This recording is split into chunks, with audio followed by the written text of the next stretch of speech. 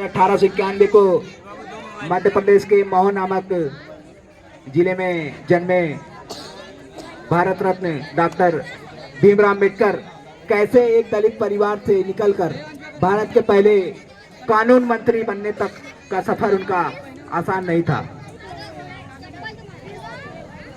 बीच बीच में हम आपको डांस के बीच बीच में बाबा साहब से जुड़ी छोटी छोटी कहानियां भी आपको बताते रहेंगे।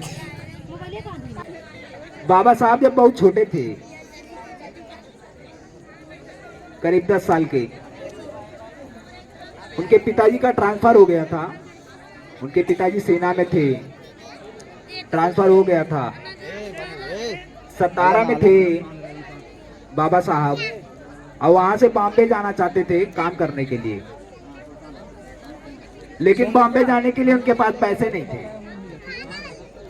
बाबा साहब के पास। जैसा कि आप लोग जानते होंगे, बाबा साहब की माता का देहांत उनकी छोटी उम्र में ही हो गया था, तो उनकी बाकी पालन पोषण उनकी चाची ने किया था। तो बाबा साहब बॉम्बे जाना चाहते थे, एक मिल में काम करना चाहते थे पैसा कमाने के लिए। थोड़ा बच्चे आगे वाले थोड़ा शांत रहिए, थोड़ा बात भी सुनिए भाई आप लोग। शांत रहो सब लोग। तो बाबा साहब बॉम्बे के एक मिल में काम करने के लिए जाना चाहते थे, लेकिन उनके पास पैसे नहीं थे। उनकी चाची अपने कमर में एक बटुआ दबाकर रखती थी। जब बाबा साहब को पैसे की जरूरत थी तो बाबा साहब ने चाची के कमर का बटुआ चुराने के लिए 3 दिन तक देखते रहे कि कब चांस मिले, कब अपनी चाची का बटुआ चुरा के उसमें जो पैसा है वो मैं लेकर अब बॉम्बे जाकर मिल में काम कर कर पैसा कमाऊं, क्योंकि वो उनके परिवार की स्थिति अच्छी नहीं थी। 3 दिन तक देखते रहे कि कब मौका मिले, कब मैं वो बटुआ निकालूं। 3 दिन देखने के बाद चौथे दिन जैसे तैसे करके बटुआ निकाल लिए बाबा साहब। अब बटुआ तो निकाल लिए भैया, बटुआ खोल के देखा तो उसमें आधा आना था, आधा आना।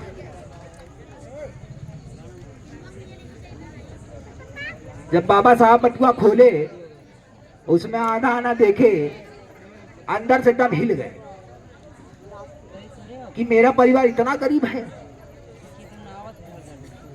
4 दिन से जिस बटुए को चुराने की कोशिश मैं कर रहा हूं,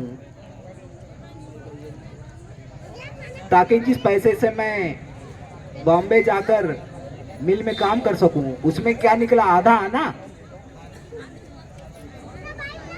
तब जाके वहीं से बाबा साहब ने निश्चय किया कि मैं पढ़ लिख कर अपने परिवार और अपने समाज की स्थिति को बदलूंगा। आजकल के बच्चे, आप लोग पास सारी सुविधाएं होते हुए भी आप लोग उस बुलंदी तक नहीं पहुंच पाते हैं जहां तक बाबा साहब पहुंचे।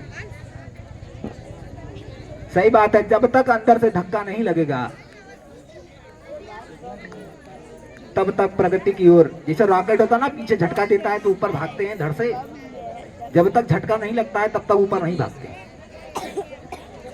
बीच बीच में ऐसे आपको बाबा साहब की कहानियां हम सुनाते रहेंगे, और एक दिन में उनकी कहानियां सुना पाना तो किसी के बस की बात नहीं है। इतनी लंबी उनकी कहानियां हैं, इतनी रोचक हैं, इतनी प्रेरणादायी हैं कि जिनको सुनकर आप बहुत सारी सीख ले सकते हैं बाबा साहब से। एक शायरी के साथ मैं उनके जीवन को थोड़ा व्याख्यात करना चाहूंगा।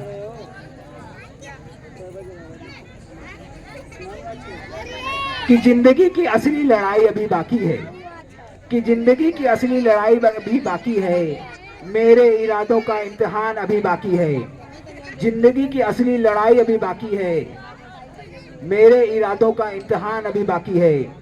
अभी तो नापी है मुट्ठी भर जमी हमने, अभी तो नापी है मुट्ठी भर जमी हमने, आगे अभी सारा आसमान बाकी है।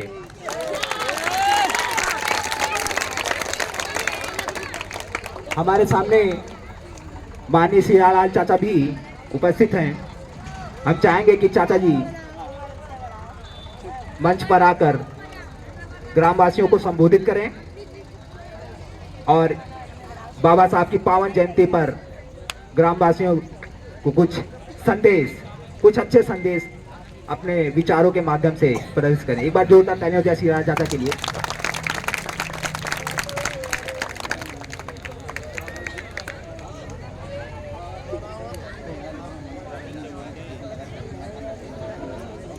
बहुत बहुत धन्यवाद संचालक महोदय।